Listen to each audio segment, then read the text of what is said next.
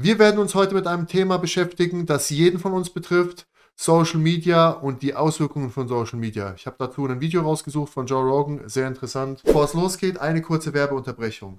Wer seine Gesundheit und seine Leistungsfähigkeit verbessern möchte, schaut beim Marktführer ESN vorbei. Dort findet ihr Vitalstoffe, Proteine, diätunterstützende Lebensmittel. Mit dem Code T800 erhaltet ihr mindestens 10%. So, jetzt schauen wir uns das Video an. So this is another thing that I point out in the book is that we're never bored anymore. So as we evolved, boredom is this evolutionary discomfort that basically told us whatever you're spending your time on right now, it's not an efficient use of your time. So go find something else. Now in the past, this would be like, let's say you're picking berries from a bush. You've picked the easiest to pick ones. Well, if we didn't have this cue of boredom, we'd be like reaching into the very back for the berries that are hard to pick, but they become successively harder to pick because we've picked all these different ones, right? Boredom would kick on and be like, hey, your return on your time invested has worn thin. Move on to another bush, right? But nowadays, with this influx of media we have, people spend 11 hours a day engaging. Ja, ich werde ein bisschen übersetzen, weil viele in den Kommentaren haben sich gewünscht, dass ich ein bisschen darauf eingehe, was gesagt worden ist für diejenigen, die nicht der englischen Sprache mächtig sind. Er spricht jetzt darüber um den Time Invest am Ende. Wie viel Zeit investieren wir in Social Media und was hat es für Auswirkungen? Er spricht davon, dass es Leute natürlich gibt bis zu 11 Stunden Bildschirmzeit, die nicht unbedingt am Display arbeiten. Also das heißt in ihrer Freizeit 11 Stunden. Wenn man dann rechnet, dass die arbeiten, plus 8 Stunden sind 19 Stunden, noch 5 Stunden Zeit zum Schlafen. Das ist schon eine krasse zeitliche Auslastung und natürlich ein erheblicher Einfluss auf unser Nervensystem am Ende des Tages. With digital media. Is that real? Yeah, 11, and that's the average. So What? You want Das ist der Durchschnitt, 11 Stunden. Er spricht vom Durchschnitt. Generation X, also wir sprechen jetzt wahrscheinlich auch von Reaktionsvideos, Twitch, Instagram, TikTok. Das sind alles Social-Media-Plattformen, die natürlich auch teilweise konzipiert sind, um den User so lange wie möglich an die App zu binden, Videos und Content vorschlagen zu können, wie es nur möglich ist, um am Ende natürlich auch Werbung zu platzieren. Want to hear an even crazier thing? Yeah. I'm a professor at University of Nevada, Las Vegas, and one of the classes I teach is an intro class. So it's got about 150 students, and it's a media class I teach in the journalism department. First day of class, I'll talk about how things have changed with media. You know, it's like we lived 2.5 million years with no media in our lives, and now it's become our lives. And then I will ask, all right, I want everyone to pull out your phone right now. I want you to look at your screen time. Tell me how much you have. Who thinks they have the highest? We'll start to go through people. I've had people, 7 hours, 45 minutes, 8 hours, 50 minutes, 9 hours, 16 minutes. That's your entire day. Er war zum Beispiel in Texas an der Schule, hat random in die Klasse hineingefragt, wo 150 Leute oder sowas saßen. Was ist eure Bildschirmzeit? Verraten mir eure Bildschirmzeit. Es waren halt Leute dabei, 7 Stunden, 8 Stunden, 9 Stunden. Das waren so die Durchschnittswerte, würde ich sagen, beziehungsweise weit verbreitete Werte, die jeder Einzelne auf der Anzeige seiner Bildschirmzeit hatte. Und das ist natürlich, wenn man 24 Stunden minus 8 Stunden Schlaf rechnet, das ist total abstrus, was das für eine Zeitinvestition ist, von der man am Ende des Tages ja nichts bekommt. Jetzt werden viele sagen, okay, wenn du Wissenscontent konsumierst, hast du natürlich ein Outcome von dem Invest in Form von Wissen, du bildest dich fort und. Aber ich denke, dass man einfach viel zu viel Bildmaterial, Videomaterial und einfach Einfluss auf sein Nervensystem hat. Unser Organismus ist da gar nicht für gemacht, so viel zu absorbieren und vor allem so viel zu filtern. Man muss ja am Ende feststellen, okay, was ist relevant, was ist nicht relevant. Und ich denke, da ist der Spam-Ordner bei dieser Bildschirmzeit ganz schön voll. All on that cell phone. Right? So nowadays, when we have this discomfort of boredom kick in, we have a super easy escape from it. Right? We're not forced to be like, okay, what am I doing with my time? Is there something better I could be doing? We just pull out our phone. And you see this, right? Anytime people have one moment of solitude or inactivity, it's like, oh, might as well just check my phone. It's brutal when you see people on dates. Oh, yeah. Ja, er spricht jetzt natürlich davon, was macht das Smartphone und den Fakt, dass das Smartphone für jeden Moment genutzt wird, wo man sozusagen potenzielle Zeit überbrücken muss. Früher bist du an der Bushaltestelle gestanden, hast 2 Minuten auf den Bus gewartet, hast du nicht dein Handy rausgeholt oder irgendwas. Manche Leute lesen was, andere Leute denken über den Tag nach. Man beschäftigt sich anders einfach damit. Macht mal die Beobachtung an der Bushaltestelle oder an der U-Bahn-Haltestelle und ihr werdet sehen, dass bestimmt 80 oder 90% der Personen, die auf etwas warten oder Zeit zu überbrücken haben, an ihrem Handy sind. They're not even talking to each other. They're just looking at each other's phones. Yeah. Go. Like, wow. People at dinner. It's like, yeah. It's like you're in front of an actual person. Yeah. And you prefer to communicate in digital with someone who's not even there. Totally. Er spricht jetzt gerade, wenn man in Persona, zum Beispiel beim Dinner sitzt, kann man auch viele Leute beobachten, die sitzen zu zweit beim Essen. Beide haben ihr Handy in der Hand und interagieren mit Personen, die in dem Moment gar nicht gegenwärtig sind, anstatt sich miteinander zu beschäftigen. What's interesting about boredom is oftentimes when boredom would kick on, we would go inward, sort of mind wander. And mind wandering, it gives your brain some time to like reset and revive. Whereas anytime you're focused on the outside world, your brain is actively processing information. So this is kind of like in the book, I compare it to lifting a weight. When you're having a conversation, looking at your phone, watching a screen, whatever you're doing, if you're focusing on the outside world, your brain is working and it's lifting. When you go inward, your brain goes into this default mode network, which is like a rest period, right? So now, because every time we're bored, we just pull out that screen and focus more, our brains are just constantly being worked and overworked and overworked. And this is associated with just burnout, anxiety, etc. Selbstbeschäftigung, das heißt, die Prozesse, die im Gehirn stattfinden, wenn wir Zeit haben, uns mit uns selbst zu beschäftigen, aber anstatt dessen die Methode wählen, unser Handy rauszuholen, um Content zu konsumieren, der nichts mit uns selbst zu tun hat. Das heißt, uns einfach berieseln zu lassen. Das hat natürlich einen erheblichen Effekt auf die Kapazität, auf die Energiereserven von unserem Körper. Burnout-Syndrome, Erschöpfung, Überforderung. Das Krankheitsbild Burnout-Syndrom, das gab es früher nicht. Ich denke, das ist eine Erscheinung, die mit der Digitalisierung einhergegangen ist. Die Geschwindigkeit der Kommunikation hat rapide zugenommen. Das heißt, es ist nochmal eine ganz andere Beanspruchung für unser zentrales Nervensystem und unsere Auslastung täglich. Yeah, there's some real benefits to boredom in terms of creativity as well. Like, Oh, totally. boredom is really good for coming up with new ideas. Yeah, and there's actually research behind this. They've done studies where they'll have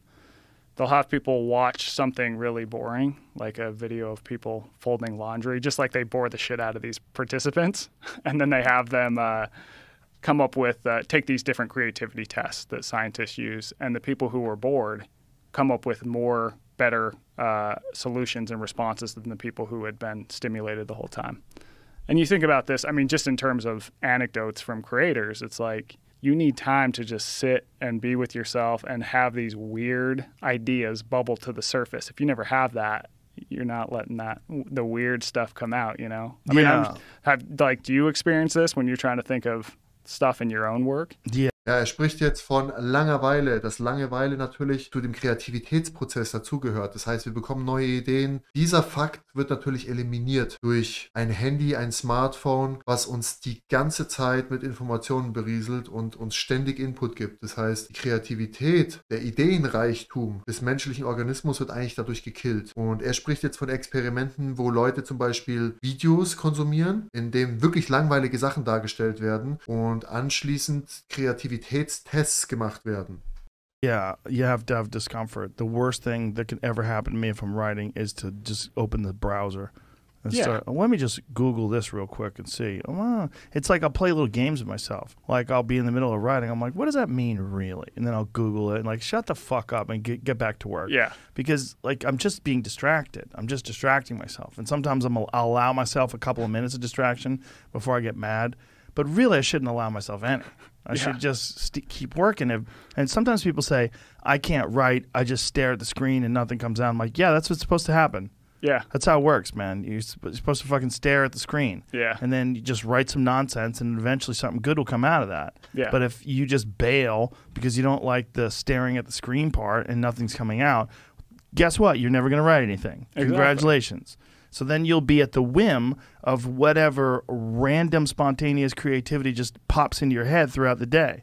Yeah. And sometimes you'll get some, and sometimes you won't. Yeah. But Pressfield talks about that in The War of Art. Have you read that book? I haven't read that book, but I've heard about it. It's a very small book, but it's really good. It's great for writers. And he basically says, he talks about the muse as if the muse is a real thing. And he's like, treat it like it's a real thing. Treat it like you're a professional and you're there to summon the muse. And if you just show up every day and do that work, it will come. It will come to you and it will bestow upon you these creative ideas. But if you don't do that, if you don't sit down and be uncomfortable, rather, it won't happen. And in this day and age, like you said, we're so accustomed to having any boredom alleviated by our phone. Yeah. So in the book, too, I talk about, you hear all this stuff that's like, break up with your phone, less time on your phone. Here are 1,000 different ways to use your phone less. Yes, that is important.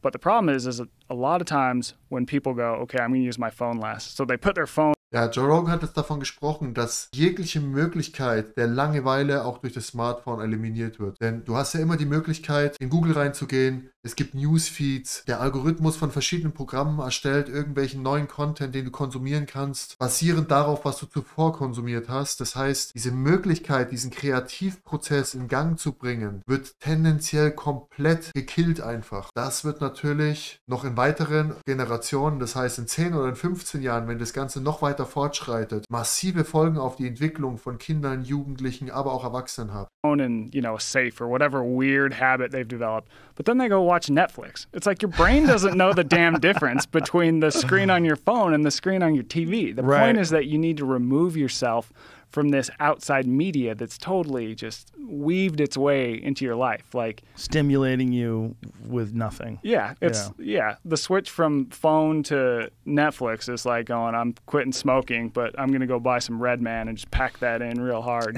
Yeah. It's the same thing. We're all aware that there's this immense gravity that comes from the digital world. It's immense. It's just constantly pulling you in with new content and new distractions, and this is one of them. This fucking thing that you and I are on. That's what's ironic. This is one of the we're talking shit about what we actually are doing right now. Ja, er geht jetzt natürlich darauf an, dass es verschiedene Plattformen gibt. Das heißt, diese Verlagerung zum Beispiel, okay, ich bin jetzt nicht an meinem Smartphone, aber ich schaue Netflix. Er vergleicht das jetzt zum Beispiel damit, dass du aufhörst zu rauchen, aber du ersetzt es durch einen anderen Suchtfaktor in dem Moment. Also eine Suchtverlagerung nennt man das, glaube ich. Der Witz ist natürlich, sie sprechen darüber, aber wir kreieren eigenen Content. Man muss natürlich unterscheiden, ob man den ganzen Tag random Content konsumiert oder ob man gezielt versucht, an einem Thema zu arbeiten, Content dazu konsumiert und sich Fakten raussucht, beziehungsweise einen Lernprozess dadurch kreiert in dem Moment. Oder ob man einfach nur random konsumiert und versucht, irgendwie seine Zeit rumzubringen und die Langeweile zu killen durch digitale Medien. But they pull you. They pull you.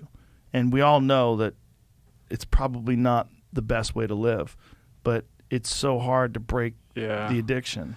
I mean, it's amazing, right? It's amazing that I can pull up a podcast and listen to almost whoever I want, their thoughts, and get these new ideas. But at the same time, it's like, if that's all you're spending your time doing, there's some downsides. We need to offset it. That I don't necessarily think the answer is to go live in the woods in Alaska for the rest of your life. Although that'd be pretty cool if you did. More power to you. But figuring out, like, how do we balance this all and have these moments where we have solitude, go more inward, and aren't as stimulated. So one thing that, after I'm standing out there in solitude, when I get home, I start researching, what are the benefits of solitude? Because we know that the data shows that being lonely isn't good for us, but there's the difference between loneliness and solitude. Like, solitude is electing to be by yourself and using that time for sort of introspection. And the scientists that I talked to, they said, yeah, you really need this, because a lot of times people are more conductor circuits and they don't do well when they're alone at all. This is part of the reason we have such a loneliness problem. But if you can build this capacity to be alone, they call it, that can serve you well in the long time. Das ist ein sehr interessanter Aspekt, den er anspricht. Er thematisiert jetzt dieses Gefühl von Alleinsein oder gezieltes Alleinsein in dem Sinn. Also das heißt, die negative Assoziation mit dem Alleinsein, ich fühle mich einsam, Einsamkeit in dem Moment oder Alleinsein, um produktiv zu sein. Das Smartphone killt das natürlich ebenfalls, weil du bist ja nicht alleine.